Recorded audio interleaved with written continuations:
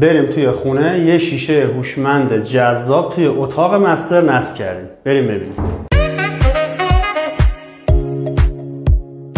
این هم شیشه هوشمندمون که توی اتاق مستر نصب کردیم. این حالت شفافشه و این هم حالت ماتش. در هم توی حالت باز هم قابلیت اینو داره که مات شفاف بشه. از داخل هم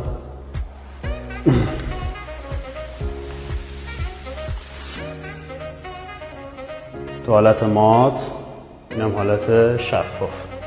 در بسته این حالت ماتش، این هم حالت شفاف. برای اتاق مستر استفاده شده.